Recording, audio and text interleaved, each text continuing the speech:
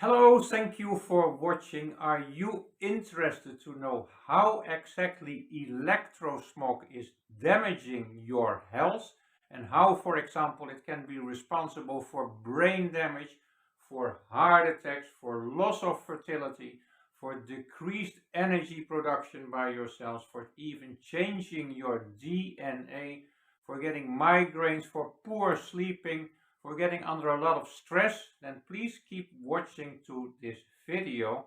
I think most of us by now we realize that electrosmog is not really good for our health.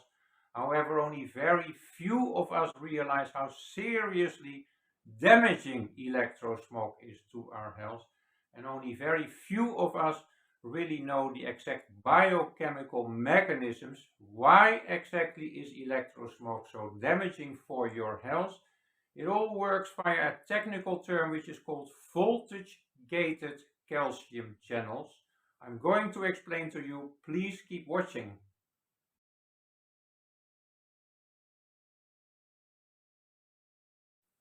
Your body consists of trillions of cells, and each of these cells, they have like a cell membrane, and on that cell membrane there is all kind of ion channels, and these channels are normally closed, but sometimes they open up to allow for the inflow of some ions, for example sodium or calcium. Calcium, super important for every process in our body, but most of the calcium is stored extracellular, which means it's like outside of the cell. And for every process in your body, these ion channels, they open up these calcium channels and they allow for a little bit of calcium to flow in so that your cell can do what they need to do. For example, if I want to contract my muscle, this can only work if first a little bit of calcium flows into my muscle cells and after that it closes again.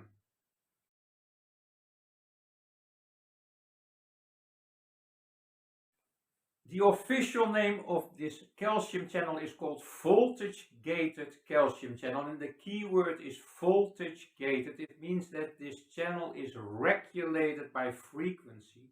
If you send a certain frequency, this channel is going to open up, and that is exactly the key problem with electrosmog. For example, from your mobile phone, Wi-Fi, Bluetooth, 4G, 5G, which uses these high frequencies and also a totally unnatural waveform.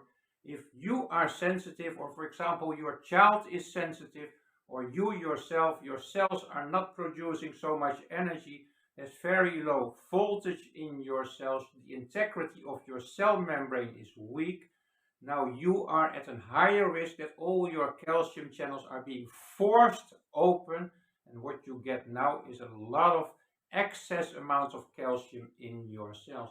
As I explained earlier, calcium is super important for every process in your body, but calcium needs to be stored in your bones or extracellular, and too much intracellular calcium is highly toxic. For example, your brain cells, it's super toxic to get too much calcium in your brain cells.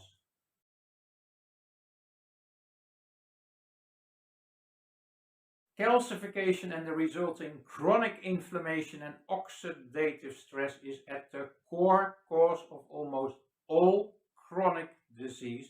For example, if you regularly carry your phone in your breast pocket close to your heart area, you are going to be at increased risk of heart attack simply because your phone forces open all these calcium channels, and thereby you get too much calcification in your heart muscle, and every cardiologist can tell you that too much calcification of your heart muscle is going to put you at increased risk of heart attack. Same with women who sometimes wear their phone close to their breast area. You are going to be at increased risk of breast cancer. Boys and men wearing their phone in their pocket the whole time, 24 hours per day. You are going to be at increased risk of losing your fertility. And the same applies to young girls. Maybe your daughter, if she is sensitive, all the radiation, for example, from the Wi-Fi in the school 24 hours per day, if your daughter is sensitive, you are at an increased risk that later she becomes more infertile.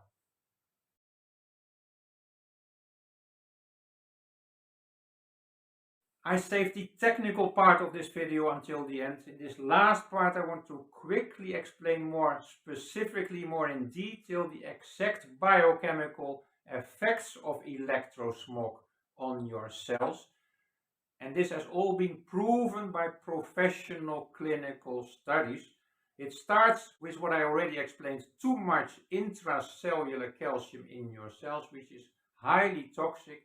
This calcium triggers various processes. It triggers a lot of production of nitric oxide, also more of superoxide. These two combine and they create something called peroxynitrate, which in itself is not yet a free radical, but when it combines with various enzymes which are also created by too much calcium, such as calpain endonucleases, phospholipase, when it combines, now you start to get free radicals and oxidative stress. This oxidative stress is going to result in more and more chronic inflammation. And now there is a loop whereby this chronic inflammation triggers the production of more calcium and more nitric oxide and more superoxide. So you get into a vicious cycle of more and more chronic inflammation and oxidative stress. This is the end of this video. I thank you for watching. I hope you found it interesting, but more importantly, I hope it was just a little wake-up call for you to take action and protect yourself, your family, and especially your children. Despite what your government tells you, what your doctor tells you, electrosmog has been proven by professional clinical studies to have a serious damaging effect on your health. And don't think, well, I do not feel those radiations, so it is good. And also don't come with the argument, yes, but I'm using the phone already for 20, 30 years and I never noticed any negative health effects. Electrosmog is a cumulative effect. It's just like smoking a cigarette. The first cigarette is not going to kill you. Many smokers, they smoke for 10 years, 20 years, 30 years without any problem, and all of a sudden it is bang, and then there's no way back. And it's going to be the same with all the radiation from the electrosmog. Anyway, I'm thankful for you watching and I hope to see you in the next video. Thank you.